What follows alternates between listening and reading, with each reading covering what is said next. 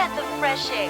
TrippTalk Tech. You gotta see it even when it never's far-fetched. Gotta believe in yourself in the process until you progress. It ain't complex. Take small steps. It's a long stretch. On the road to the riches won't be no getting with it. The survival of the fittest. So I'm going to get it. And we doing God's work. We ain't knowing no limits. And I'm doing this for y'all. So I'm hoping you get it. TrippTalk Tech. You gotta see it even when it never's far-fetched. Gotta believe in yourself in the process until you progress. Till you progress.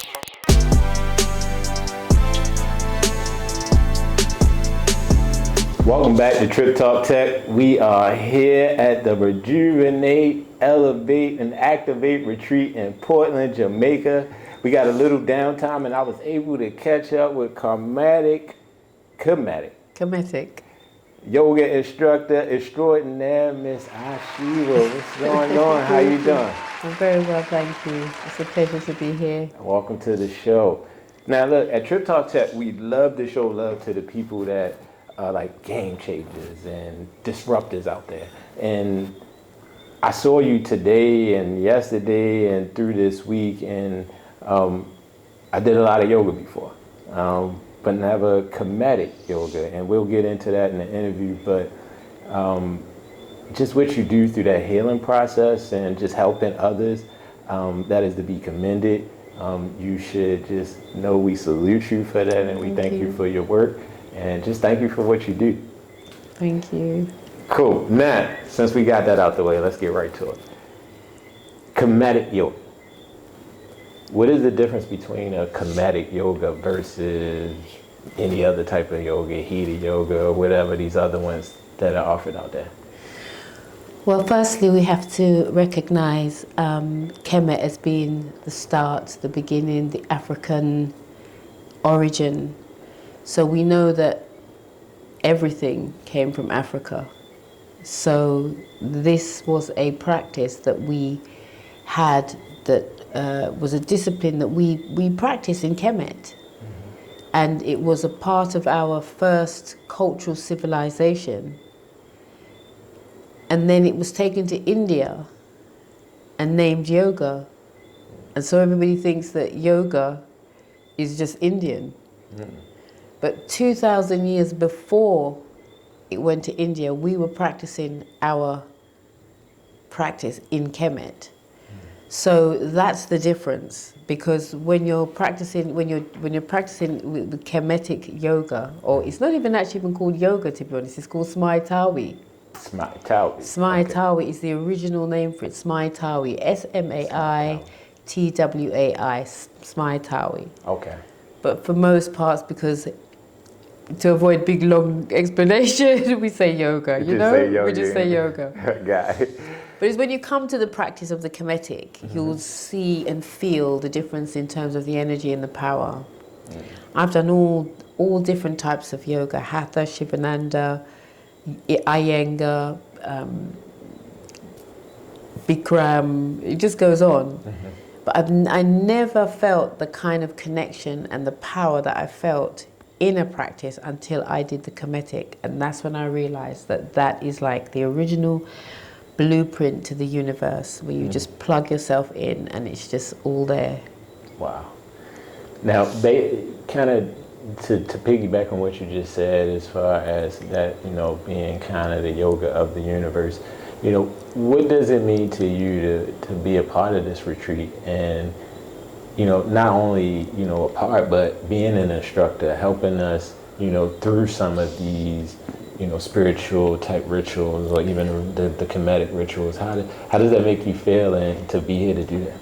Well, I really feel really honored actually that Paula asked me and invited me along to be the teacher on her retreat, because I think she uses other people, but I think she just was ready for a different energy. So I feel really grateful to be here, and it's just, I always feel really honored to be able to teach. Because when I teach, I'm just inspired. I just, it's like I'm having a lesson myself. So I always feel really honored to be on the mat and other people be able to feed and feel this vibration that's happening to us, And when I see people's changes every day, when they sit back in front of me in the class, and I think, wow, look at your energy. Your whole energy has shifted from yesterday to today, you know. This morning too. Yeah, and it's really evident to see. It's a beautiful, really beautiful thing. Wow. Now, from speaking to you earlier, right, you mentioned that, you know, you were a star in the music world. You know, you had the AKA of China White, and you was doing your thing. I think you said you was singing, you was partying, you was touring with some of the greatest rock and roll, R&B artists of the world. You had the cash. You know, you've made success in that life. But if you can you tell our audience a little bit about that transition, and maybe even, you know, why you might have made that transition? Because I think we all sometimes, we think, you know, we all want that glamour, the big lights, you know.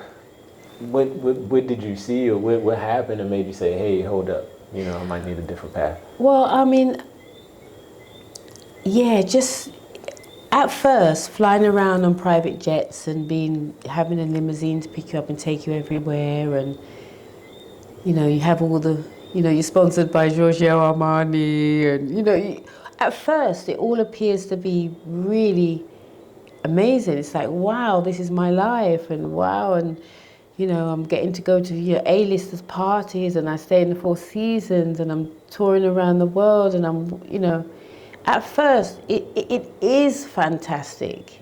It is, because there's only a very small percentage of people get to experience that kind of enormity, that kind of lifestyle. However, it's a vortex. And it's a vortex that can take you down a road that you might not even be ready for. And it's only when you buck up in that wall, that's when you realize, what have I done? Where am I at? You know what I mean? I knew for me, I was one of these artists that I was great on stage, I was great in the public eye, I appeared as normal and happy, but behind closed doors I was very depressed and I was very unhappy. But I wore a mask, I was really good at it, you know, and I just would go out and people were like, wow, Bill, the life and soul of the party. But then at home I'm just crying and I'm just depressed and I'm just unhappy and I'm unfulfilled and I'm sad and broken and all of these things. And I thought, I have got to somehow heal myself. I've got to, because there's too much out there in this industry, fashion and all that, I'm gonna derail myself. I could feel myself derailing. I was either going to just start drinking a lot, or I was just going to start taking drugs a lot. I was just going to derail myself. I could feel it. Yoga was something that came into my life, and I just remember going to a few yoga classes to start with, and I always used to remember after the class I just used to feel different. I just used to feel calmer. At those times I was very angry, and it was just like my little go-to. Every time I felt like I wanted to just do something drastic, you know, I'd find myself on the mat and I would calm down and I would think more rational and I would be like, okay, let me just, you know, steady myself. And I got to realize that this famous lifestyle with the money and the lights and the camera and the action and all of that, it's not really, it does not give you, doesn't give us that joy that you really think you're going to get. That's a good point, man. It That's just a gem doesn't. Right there. Honestly, and don't get me wrong, trust me, I love nice things. I'm a lady of luxury. Trust me, I love everything zhuzhy and nice. However, I felt that I had to find that inner peace and that inner calm. And I got that from nowhere else other than the yoga mat. Wow, I appreciate you sharing that with us. That was real, and also that can help a lot of people that might be, you know, thinking that's where they want to strive. And again, like you said, there's nothing wrong with the entertainment business itself. No. But again, maybe getting caught up in what it brings can kind of steer you off path. So Definitely. Appreciate you sharing that. So I'm gonna go ahead and we're gonna wrap this up because we don't have much time. But what's next for, you know, Isheeba? What's coming up, and tell us how to get in contact with you. Well, after this retreat, I mean, I'm finding myself going on more and more retreats and doing yoga and healthy lifestyle, just showing people how it can be done. And of course my music's going to be incorporated back into everything, because that's how it's, you know, I'm an artist with a brand, basically, a wellness brand. So the next thing that I'm going to be moving on to is a womb healing yoga retreat, which I'm putting on in October and December. Okay. Which strictly focuses on womb healing for people who've had trauma, people holding on to stuff that doesn't belong to them, people just want to let go and heal themselves on the deepest core level. And then in between that, I am just living in the hills. Tucked away in the hills. I go live on yoga every day on Instagram. Go to my Isheeba Wellness. Okay, we'll You put can it up join me, in a yoga class every day. So far I'm there every day. I don't know how long I'm going to be there every day, so they better catch you while you can, because you're hot right now. That's what's up. Now, I know we're in Jamaica, right? And, you know, I know shoes are kind of discouraged, right? But we asked all our guests at TrippTalk Tech. Now, Paula gave me a crazy answer when I asked her, but favorite pair of tennis shoes or sneakers of all time. And if you want to go shoes, because I know you like heels, you can go heels. Okay, I have to go heels because I don't do flats. Really. I know that's your thing. Flats don't do nothing for me. You know, I'm like a heel baby. Yeah. See, these are good questions. It is a good. Shall I tell you what? Right. Okay. I would have to say that I like to buy shoes from one store called Aldo's. Okay, Aldo's. Okay. The reason why Aldo's is good is because Aldo's shoes are solid and they don't rock. Now, if you know anything about my past and my brand, I teach women how to walk in high heel shoes. I have a brand, so I travel around the world. So there's all these do's and don'ts about what to do with heels and what not to do with heels. And there's a thing called the rocking test that you've got to do when you want to buy a pair of shoes, to make sure that they're solid and then they're not rocking from side to side. Because a lot of women think that they can't walk in heels because of it. Anyway, wrap a long story up short. The rocking test is something that I can't remember what you asked me now.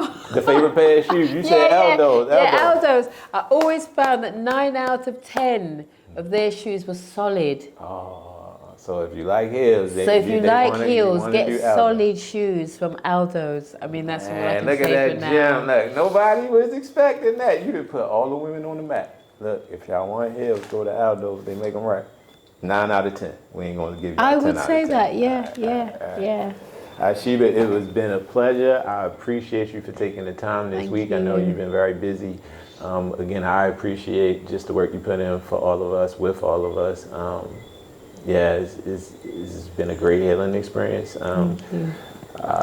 Like you said, I think everything we did all together, I think just that time and you wrapping it in with the sound bowls, just appreciate you. So just thank you and just wish you continued success. Thank you so much, and same to you. All right, it's TrippTalk Tech, y'all. TrippTalk Tech. You gotta see it even when it never's far-fetched. Gotta believe in yourself in the process until you progress, till you progress.